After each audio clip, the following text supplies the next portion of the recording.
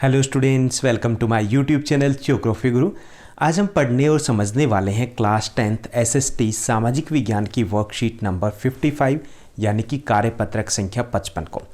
आज की हमारी वर्कशीट भी काफ़ी आसान रहने वाली है और आज की वर्कशीट में हम इकोनॉमिक्स यानी कि अर्थशास्त्र के तीसरे चैप्टर मुद्रा तथा साख मनी एंड क्रेडिट इस चैप्टर को रिवाइज करने जा रहे हैं। और रिवाइज करने के लिए हमारे पास 10 टास्क होंगे, यानी कि 10 टास्क दिए गए हैं। 10 टास्क मतलब 10 क्वेश्चन दिए गए हैं। वो क्वेश्चन हम सॉल्व करेंगे और सेल्फ असेसमेंट यानी कि खुद का मूल्यांकन करेंगे कि ये चैप्टर जब हमने पहले किया तो हमारी कितनी तैयारी हो चुकी है। तो चलिए शुरुआत करते हैं आज की हमारी इस वर्कशीट की। जैसा कि आप अपनी स्क्रीन के ऊपर देख पा रहे हैं, ये हमारी वर्कशीट नंबर 55 यानी कि कार्यपत्रक संख्या 55 है। हमारा विषय सब्जेक्ट एसएसटी सामाजिक विज्ञान है, जिसमें हम इकोनॉमिक्स यानी कि अर्थशास्त्र का तीसरा चैप्टर मुद्रा एवं साख है, उसकी दोहराई करने जा रहे हैं। आज की दिनांक रहेगी 19 नवंबर 2020।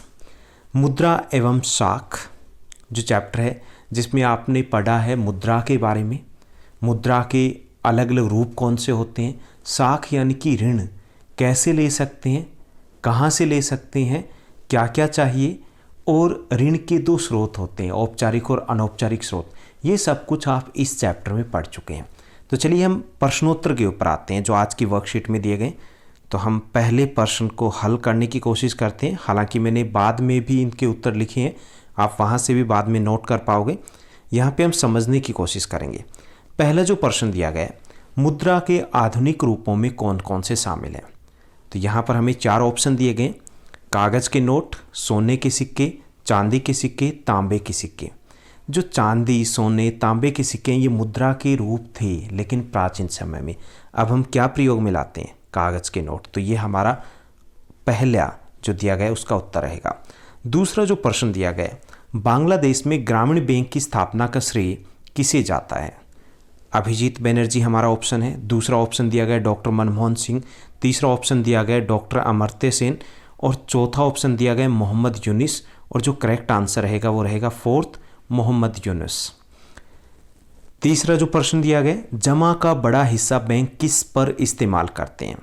बैंक में हम जमा करवाते हैं और जितना भी धन हम जमा करवाते हैं उसका 15% बैंक अपने पास रखता है, क्योंकि कभी भी हम वापस निकालने के लिए जा सकते हैं, कभी भी हम मतलब कुछ लोग।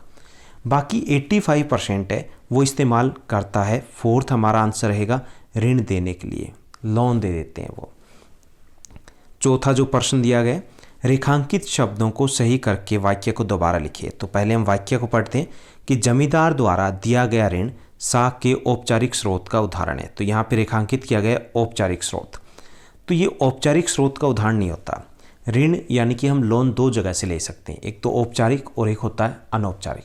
औपचारिक में आते हैं बैंक या सोसाइटीज़ होगी, कोऑपरेटिव सोसाइटीज़, वो आएंगे औपचारिक में। जो आड़ती हैं, आपके रिश्तेदार हैं, आपके फ्रेंड्स हैं, जो जमींदार हैं, जो दुकानदार हैं, वो सभी है अनौपचारिक में। तो इसको हमें दोबारा लिखना है और यहाँ पर हम लिखेंगे अनौपचारिक स्रोत।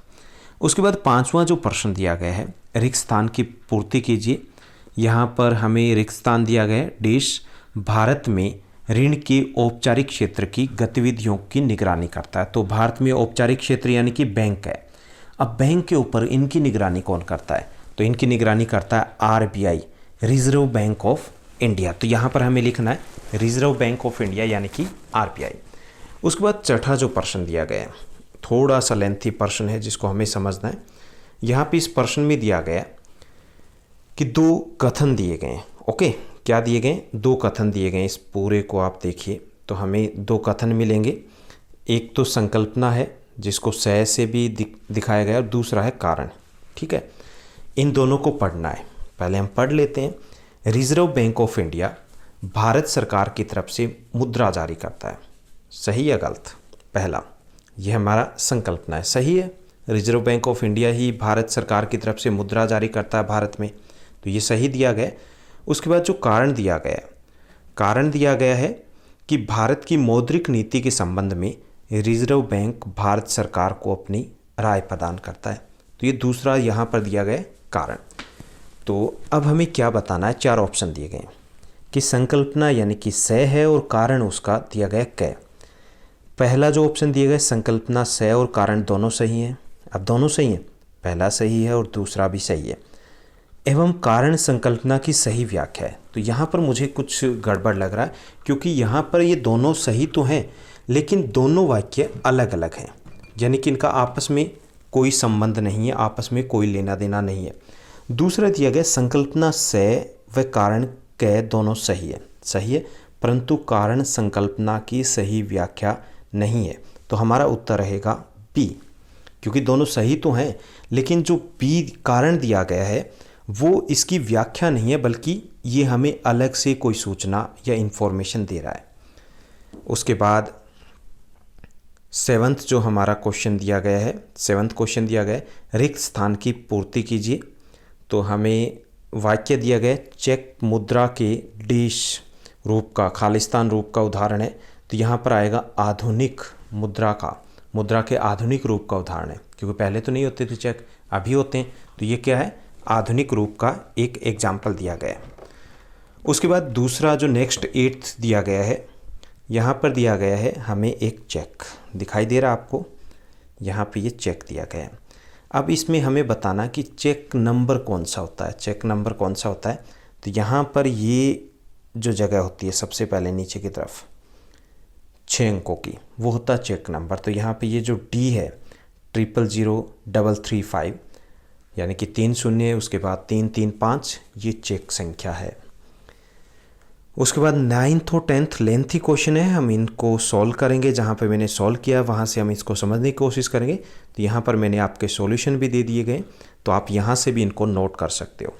ये आपका 3rd 4th क्वेश्चन जिसको दोबारा से लिखा गया, ये हमारा 5th 6th then 7th 8th, उसके बाद 9th जो क्वेश्चन है जिसको हमें सॉल्व करना है, दोबारा से डिस्कस करना है।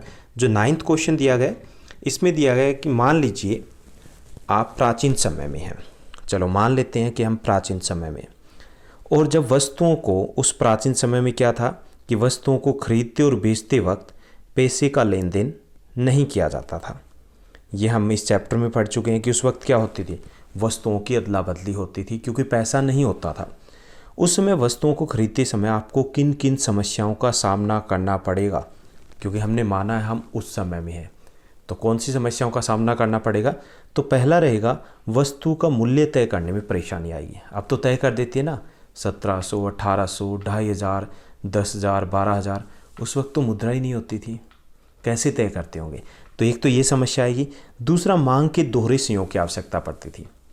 जैसा हमने समझा कि मान लीजिए मेरे पास गेहूँ है और मुझे जूते चाहिए, गेहूँ है और मुझे जूते खरीदने हैं, तो क्या करना पड़ेगा, गेहूं के बदले जूते लिए जा सकते हैं। तो पहले मुझे ढूंढना पड़ेगा ऐसा व्यक्ति जिसको गेहूं की ज़रूरत हो, ठीक है।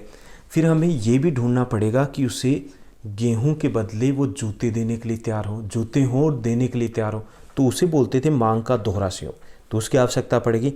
तीसरा, इसमें वस्तुओं को खरीदने और बेचने में समय अधिक लगेगा, क्योंकि हमें ढूंढना भी पड़ेगा ना कि ये मेरे पास जो वस्तु उसको चाहिए और उसकी वस्तु मुझे चाहिए, ओके।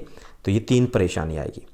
उसके बाद जो 10th दिया गया, नेक्स्ट दिया गया कि भारती यह जानना चाहती है कि क्यों भारत में रुपए में किए गए भुगतान को कोई अस्वीकार नहीं कर सकता।